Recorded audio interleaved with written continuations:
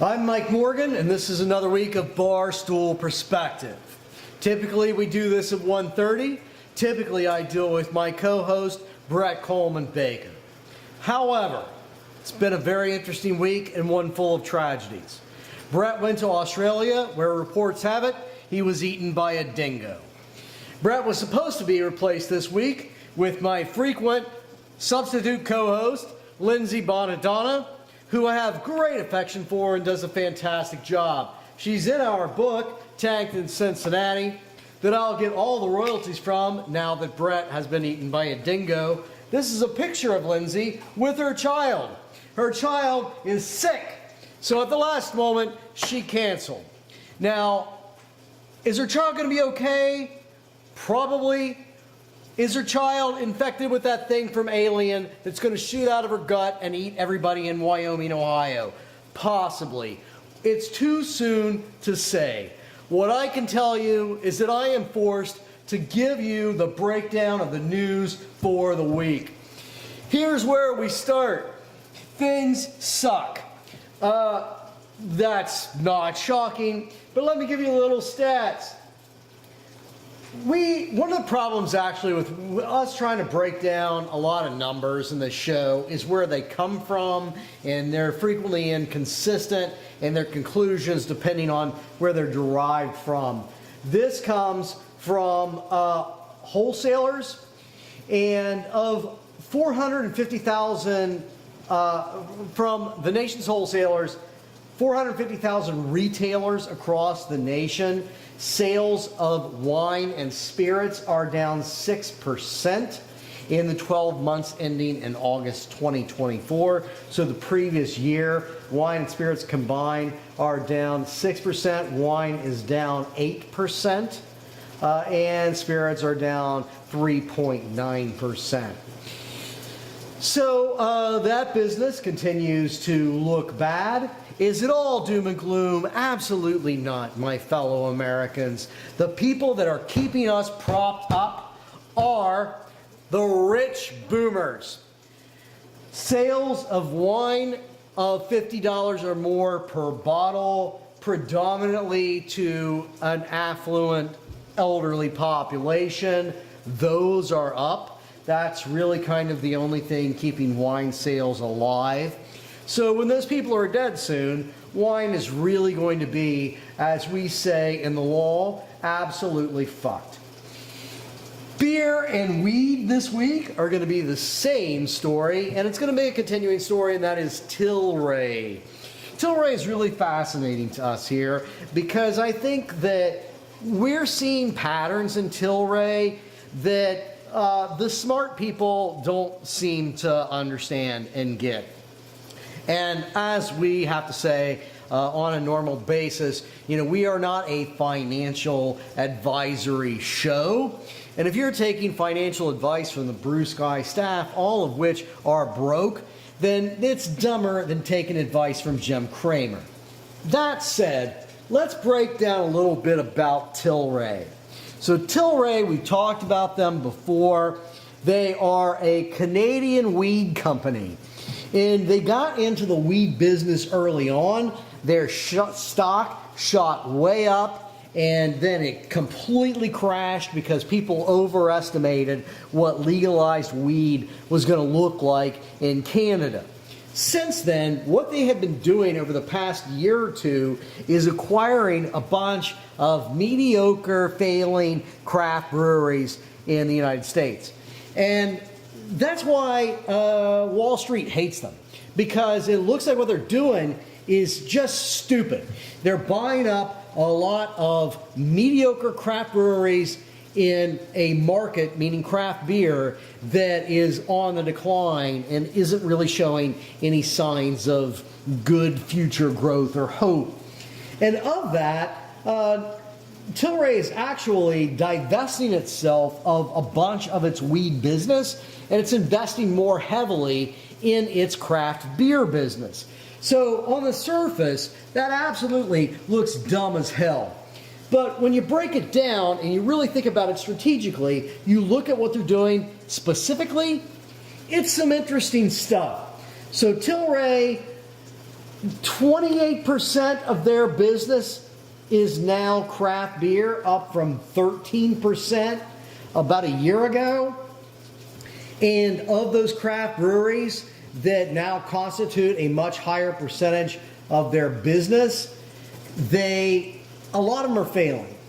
So for their actual adjusted gross margins, 41% is down, and they're down about 56% as a company. Their weed business is down and continuing to shrink, but what they're doing looks to me to be really strategic. So they're cutting back on their cannabis sales, but they're doing it in a really specific manner. They're pulling back on pre-rolls, which if you've ever been to a weed dispensary, it's your worst buy at a weed dispensary, your pre-rolls. Vapes, that market is oversaturated. It's also harder to make margins on. So they're cutting back. Tilray is an early pioneer in the business. They're understanding what's making money in weed and what's not. So they're adjusting. As they're doing that, their weed part of their business is shrinking. But that's not a bad thing. That shows me what George Bush would call strategery. What they're also doing is that on a state level, they are consolidating their craft beer business. You know, they have a quote to the effect, I'm not going to try to look for it, but it's silly that we own, I'm paraphrasing, it's silly that we own these multiple craft beer businesses that are all making a pumpkin beer in the fall. Why don't we make one pumpkin beer per region of distribution? So there's consolidation and pre-planning on what they're doing from a craft beer standpoint, but what the hell does that also look like? If they're focusing on a state level in regard to their distribution and they're thinking about handling products, what that means is that even despite what happens with federal legislation around legalization of marijuana, they are setting themselves up for distribution and for business division that's structured around states. And that's exactly how the cannabis business is operating here. All of it to me means that they are situating themselves brilliantly for distribution of legalized weed drinks. And they're going to situate themselves so that regionally and on a state-by-state basis, they're going to be able to make liquid products, THC products, and distribute them with state laws. God, I got dry. Moving on.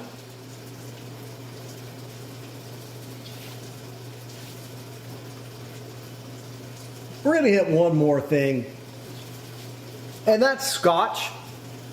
I like this story not because it's particularly important to most of us, but there is legislation in the UK they're trying to get passed to regulate the cask business in Scotch.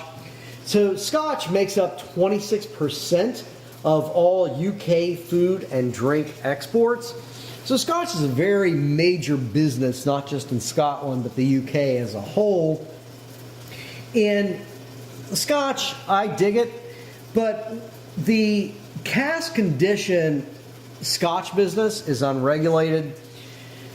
So, like, if you have ever done a brewery tour, you'll walk into a brewery, and particularly the smaller ones in Kentucky, you know, they'll show you, this is so-and-so's barrel of bourbon, this person's barrel of bourbon. Well, buying an entire cask of Scotch has become a thing, and it can be really profitable. There was one single cask of Scotch in 2022 that sold for $1,295,000. So if it's aged brilliantly and it produces this amazing Scotch, you can make a really high return on your investment. The problem with it is that this single cask production Scotch business is completely unregulated. So there's a lot of scams and fraud involved in the single cask business. And a lot of affluent, older people predominantly are getting ripped off. The FBI here in the States, working with people from the UK, busted a guy recently, a couple years ago, a British dude, that was charged with defrauding people of over $13 million from selling single casks of scotch that either didn't exist. That guy specifically that didn't exist.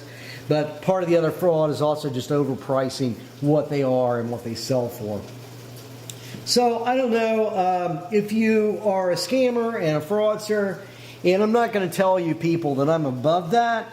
It seems like a really good opportunity right now to defraud affluent boomers of how they're going to make a 95% to 600% return on their investment for buying a single cask of scotch that doesn't exist. The FBI and, more importantly, the UK is trying to crack down on this because they think it's giving scotch a bad name. Those are the stories that really stuck out to me. I was going to talk to Lindsay about a few others, but she's not here. And Brett, I don't remember how you do the cross thing. I was never Catholic. But he either is going to be back next week or his entrails are scattered across a desert scape in Western Australia. Only time will tell us which one of those things proved to be true. Have a good week.